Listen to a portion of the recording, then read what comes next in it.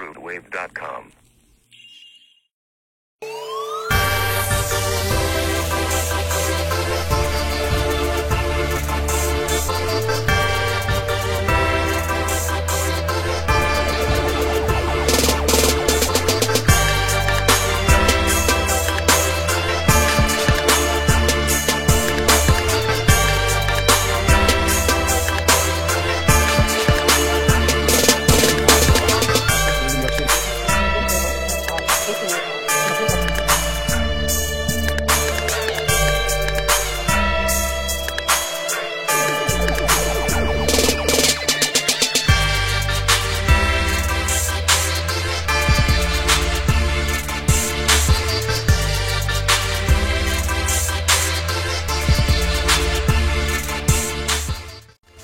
What's going on, beautiful people? Thank you for returning to the Perspective series on therootwave.com. In this episode, I have Samelis Lopez. Please say hello to the audience. Let us know where we can find you, please. Hi, everyone. My name is Samelis Lopez, and I'm running for Congress in the 15th Congressional District of the South Bronx. And you can find everything that you need to know about our campaign at lopezforthepeople.com, at Samelis Lopez on Twitter and Instagram, and we also have a Facebook page. I really appreciate you being on the channel. I'm going to put all the information below so that people can reach you. I wanted to speak to you because not only in regards to your political movement that you have going on right now, but I also wanted to see a little bit inside of into a person of what we want to look a little bit into the person and what it is to actually try to develop a political campaign and actually do something for the community. So if you wouldn't mind just telling us a little bit about your movement and then tell us a little bit about how you got into actually politics in general. Yeah, no, definitely. Thank you. First of all, thank you to you for creating this independent space because we need to support people like you in the movement. And if I were to be successful in winning this race, I would love to continue to come on your show as well. Sure. We need to support people like you because you all are very instrumental in promoting the movement and raising awareness about what's going on and highlighting unsung heroes. So thank you for that. Thank you. In terms of me, I got involved in social justice and community organizing because of my direct lived experiences in the shelter system and watching my mom survive domestic violence and sometimes not having enough food at home and things like that. And she is a seamstress, or she came here as a seamstress to work to make ends meet after she divorced my dad in Puerto Rico.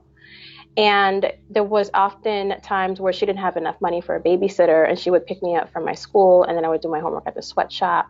And then she met my stepdad after she divorced my dad when we came here. And that was not a good situation. And then we ended up in the shelter system because of it.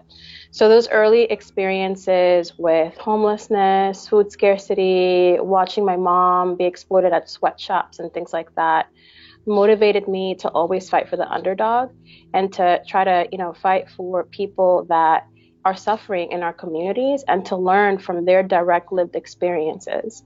So it's really important that as a community, we center that suffering, right? And translate that suffering into collective action so that we can obtain collective liberation together. So that's basically what motivated me to jump into the social justice space and to be a community organizer.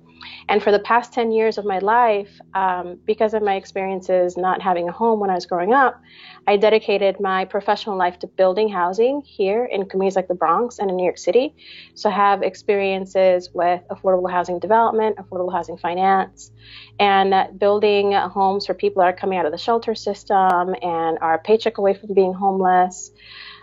Before that, though, I actually worked for Congressmember Jose Serrano, who's currently retiring right now because he was diagnosed with Parkinson's. And because of that, there's going to be a race on June 23rd. It's going to be a Democratic primary where people can cast their vote to decide who they want to, represent the community in the Democratic Party at the congressional level in this community.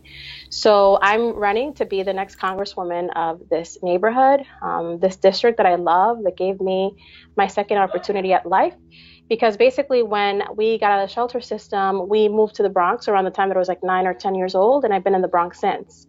So I consider the Bronx to be my second shot at life, at the American dream, because it gave me stable housing. It, basically like brought me into the amazing diversity that we have in this borough. This is one of the most diverse boroughs in the city and perhaps the country. And as a response to that, because diversity is our strength in the community, if you go to our campaign website is not only in English, it's also in Spanish and French and Bangla, in Arabic as well, because of the diversity that we have in the community. So people can see like what we're doing and what we're about. And in terms of the platform that we're fighting for, that's also something that's been informed by my personal lived experiences. And not only my lived experiences, but many people are going through these issues in the community. Homelessness and all these other issues that I once experienced with my family, people are still going through that. So my platform is informed by the community, like what people are struggling with. So that's why we're fighting for universal housing as a human right, so a homes guarantee, universal health care as a human right as well, because in light of what's happening with the coronavirus, access to health care should not at all be tied to whether you have a job or not. It should be a universal right. And if there's anything that this pandemic is showing us is that the system that we have right now is not working for us at all. This capitalistic broken system does not benefit the 99%. So right now we need to take stock of where we are and re-envision something different for the community. We need to engage in a paradigm shift where we are organizing to fight for things like, housing, healthcare. We need to invest in our collective goods and spaces like our parks, like our community gardens, like our educational system. Right now, there's a lot of privatization and there's a lot of neoliberal austerity that the whole world is dealing with, and communities like ours in the Bronx. So we need to organize to demand that kind of investment. We're also fighting for a Green New Deal as well, because as we all know here in the Bronx, there's a lot of high rates of asthma and respiratory illnesses because of the way that the highways have cut up our neighborhoods, which stems back to Robert Moses back in the day, who was an urban planner, who wasn't necessarily building for people like us in the community. So then he hijacked our neighborhood connectivity, and highways are basically like running through our communities right now, and that's why we have one of the highest rates of asthma in the entire country. And that's why communities like the South Bronx need a Green New Deal so that we can have clean air and clean water. And we're also fighting against the influence of the corruptive force of big money in politics. So I'm the leading candidate in this race that's not accepting a dime of real estate developer money, corporate PAC money, or pharmaceutical money to finance my campaign. And that's really, really important because, our, leadership here in the Bronx and beyond is influenced by those kinds of donations. So I'm very proud to say that over 80% of my donations are small grassroots dollar donations. And I have an average donation of $15, which is amazing. And I'm really proud of that.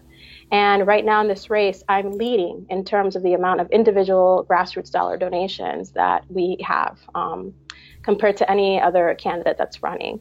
So in order to fight against entrenched power and entrenched interests, you have to meet that with a movement, and you have to meet that with grassroots energy. So, we have a lot of momentum in our race, and I hope that people can go to the website and learn a little bit more. We're also doing mutual aid as well. So people who we call that express hunger, that say that they have a need, we provide them with groceries and things like that. So we've been quietly doing that for the past few months since the onset of the coronavirus epidemic.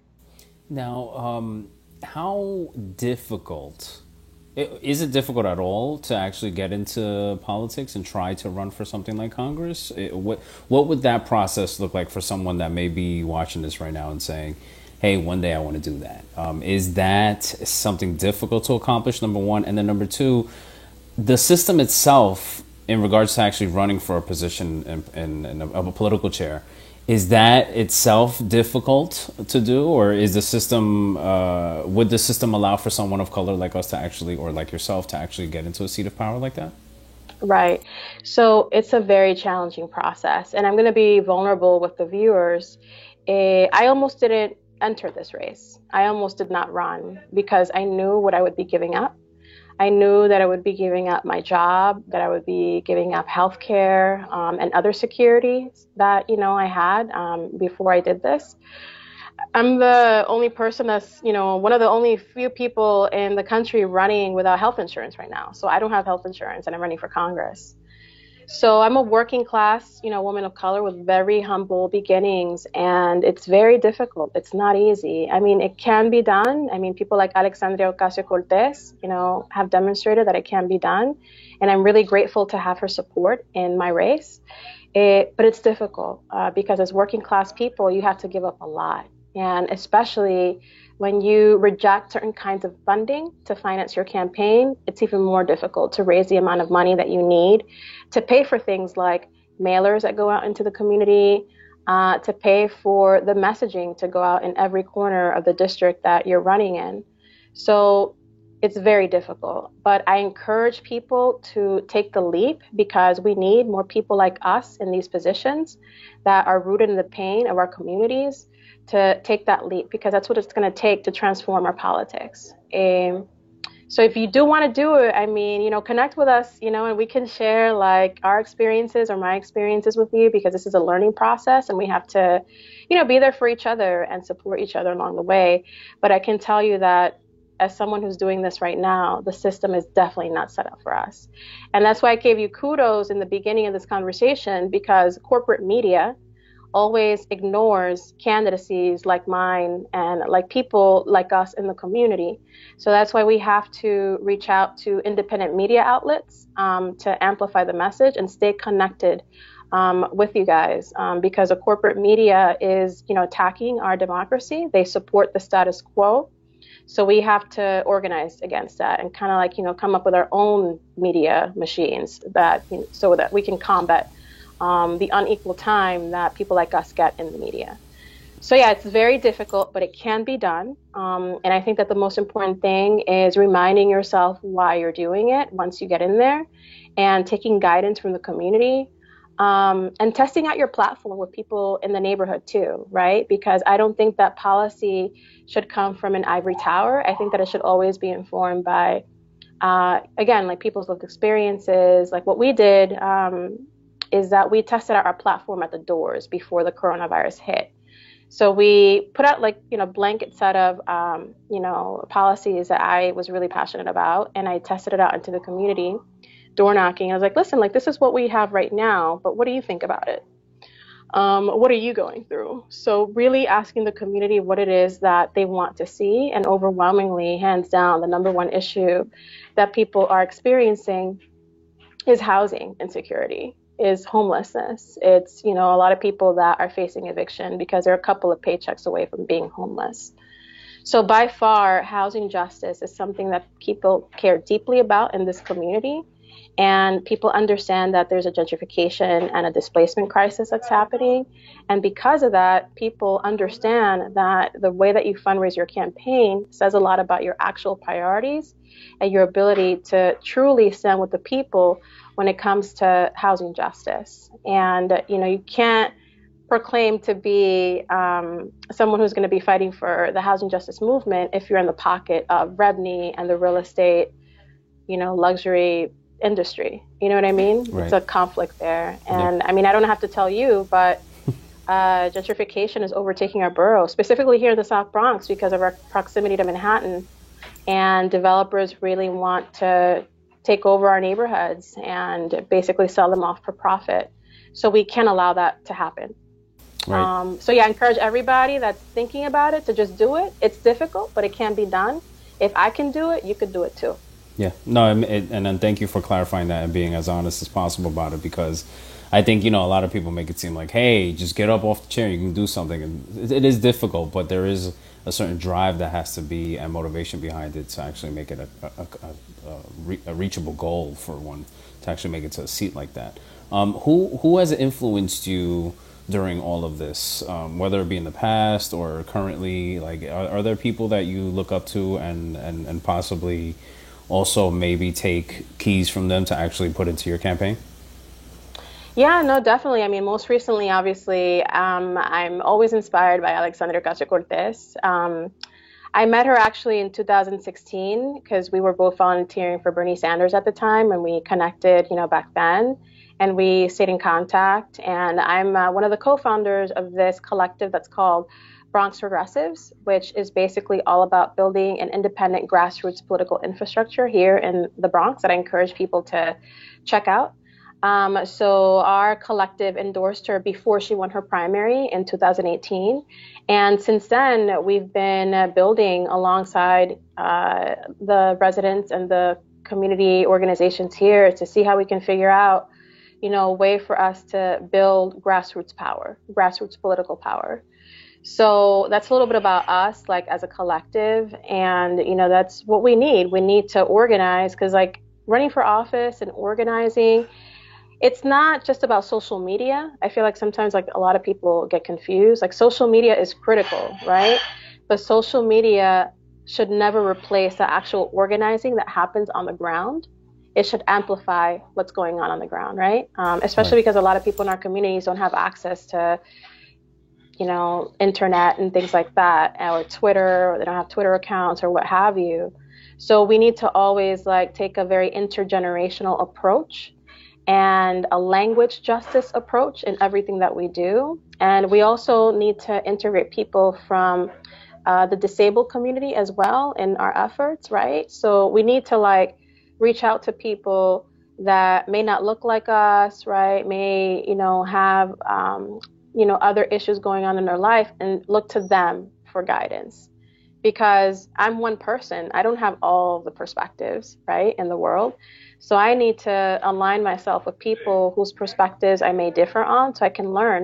So, that I can be equitable in the representation that I hope to deliver to the community. I kind of feel like I got off track. I forgot like what the original question Well, it was. was it was about people who were motivating you, so I do Yeah, yeah. appreciate Oh, right. that. So Yeah. people that are motivating me definitely like, people like Alexandria Ocasio-Cortez, people even like in my kitchen cabinet that I've surrounded myself with. There's a young man. His name is Dustin Jones, and he can't walk. He's in a wheelchair.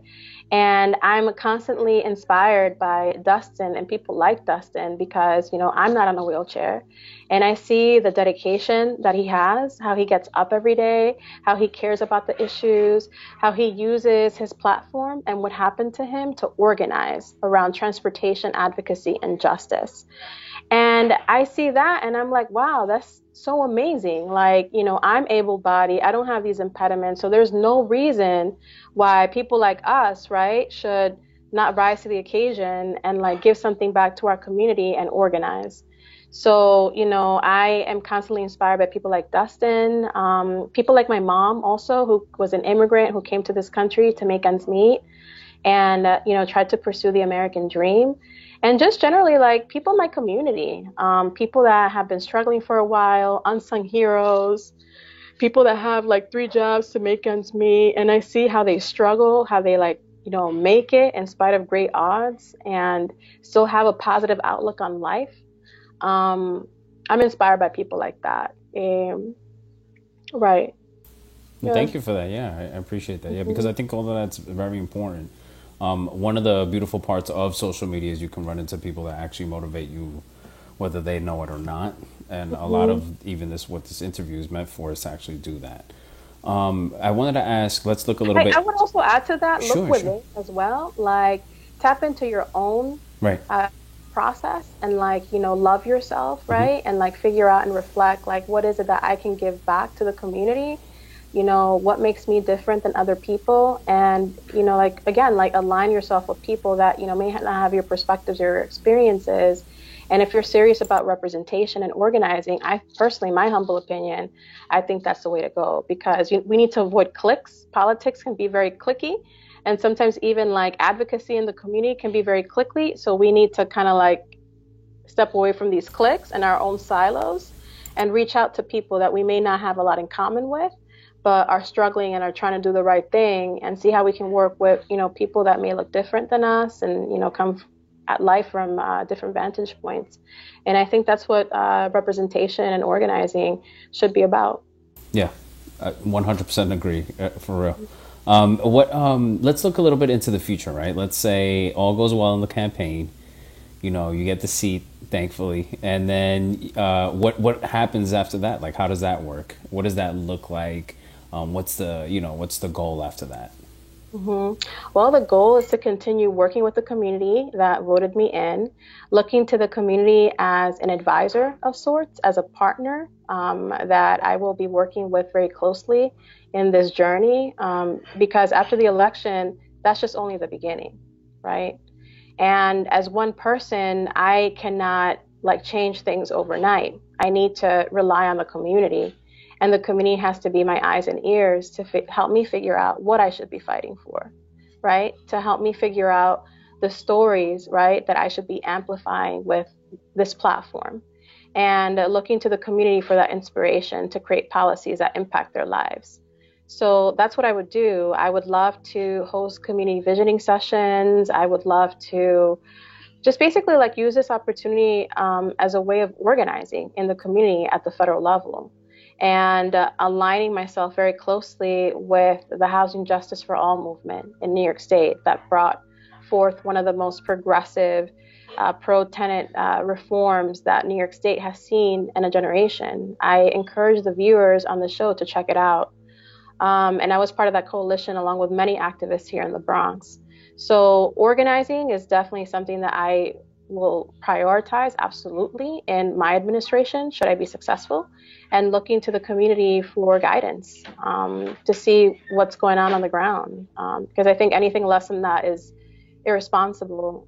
And again, that's what political representation is about, like being intentional about creating those spaces so that people can be heard and seen, and taking those insights and that inspiration and translating it into political action and legislative policies and action that will make a real difference in people's lives. And, figuring out, frankly, how to wield power as well. I think that as much as I disagree with the Republicans, there's a lot that we can learn from them in terms of how to wield power. And that we need to, in the progressive community, in the grassroots community, we need to, figure that out and figure out how we can use the tools that we currently have to understand the system and, use that for good and use that to kind of like, wield power in a way that impacts our community in a significant way. So I'll say that too. And the importance of like voting like in blocks and saying, the buck stops here. Like, if I see somebody who's fighting for, housing justice, for instance, I'm going to align myself with that person. And as a vote comes, right, in Congress, I'm going to stick with that person regardless of how anybody else is voting, because that's what the community sent me there to do, right? So I have to take that guidance and leadership from the community, because that's why, people vote you in. And I will say that Congress is the people's house.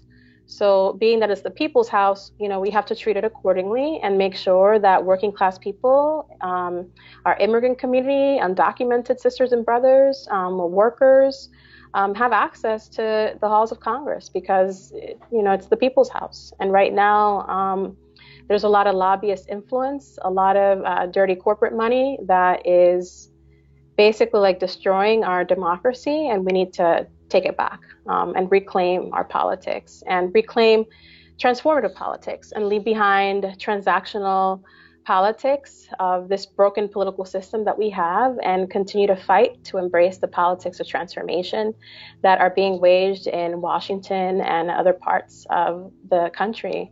As we're seeing in the squad, and even like people here locally in the community that are always fighting the good fight, in the environmental justice space, the affordable housing space. And I also want to like plug in the Bronx real quick, because even though this is the poorest congressional district in the entire country, we definitely have a set of dire economic challenges that is sometimes perpetuated by our current Bronx political establishment, because they're in the pocket of real estate and other oppressive funding sources that are pushing our communities down. We also need to rise above that and recognize that our community is incredibly beautiful, resilient, strong. We've weathered the storms. We've been here. Our movement elder leaders of the past, we need to look to them for inspiration. We need to look to movements like the Young Lords. We need to look to movements like the Young Lords, the Black Panthers, their mutual aid projects, that they used to do back in the day, like the free breakfast, right, when the community wasn't getting enough food. And look to those movements for inspiration. And I would say to anybody who is listening that history is very important. And we need to learn from our community ancestors and make sure that we don't repeat the same mistakes of the past, and that we learn from their lessons so that we can continue to apply those lessons in the present and the future. Because when you forget your history, that's problematic, right? And a lot of these things are cyclical. So we should absolutely be looking to the movements of the past and our ancestors so that we won't, be overtaken by oppressive forces without knowing, you know what I mean? And I feel like that's missing in our community dialogue at the moment. Awesome. This is a great. No, yeah. I was just going to say this is a great interview because you're giving us a perspective that we usually don't get, right? And when we do get it, it's coming from mainstream media, from people that are like miles away from us. They're not right here in our community and helping us out. I don't want to take up any more of your time because I know that you have to go, and I do too as well. Another one after this. But before we go, if you wouldn't mind just telling us one more time where we can find you, how we can help you, and then maybe a quick 30-second motivational send-off for the community, please. Yeah, so definitely find us at lopezforthepeople.com. You can find us on Twitter at Samelis Lopez and Instagram as well. On Facebook, you can find us at Samelis Lopez NYC. I encourage people to learn about our campaign, to organize with us, because we're really trying to do the right thing for the community. We're not, being bought by the real estate industry. We're doing this with your support. We also have the highest amount of in-district donations and Bronx donations than anybody else in this race. So we're picking up huge amounts of momentum. We've been endorsed by Alexandria Ocasio-Cortez, who really wants to, see us win. And she's, helping us fundraise. She's, helping us with volunteers and all that good stuff. So if I were to win this race, I will join the ranks of the squad, and we will be voting as a block together and supporting each other, because I got to tell you guys, running for office is an incredibly vulnerable and lonely experience. And, people like AOC and others that are fighting those fights, they need that support system. They need more people like us that join the ranks in Congress so that they can continue to weather those storms and do the right thing. So please follow us. We're fighting for a homes guarantee. We're fighting for universal health care as a human right, not a public option. That's an important nuance. We're fighting for universal single-payer health care. We're fighting for environmental justice, universal child care as well. And we're taking on Wall Street. We're taking on the luxury real estate developer industry, and we're taking on a bunch of corporate Democrats that are running in this race. So, we need to create a change, and we need to take Serrano's legacy to the next level, because it would be disrespectful to his legacy to have corporate Democrats that, are going to take our district a couple of steps back in terms of political ideology and social justice. So we need someone who's going to be willing to have the political courage and the moral courage that it takes to, ride with that legacy, to learn from our community ancestors and, honor that and take it to the next level. So I encourage you to join what we're building. And if you have any insights on other things that we could be talking about or fighting for, anything that we're doing right or anything that we're doing wrong in the campaign that you'd like to educate us on, because we also have to learn to lead by listening, definitely go to lopezforthepeople.com and, build with us. And we'd love to hear from you. Yes. Awesome. Thank you so much. Thank you so much. I really appreciate you taking the time to be on this channel, so that way you can give us a perspective that's different, right? Thank you so much. I'm going to make sure I put all your information below.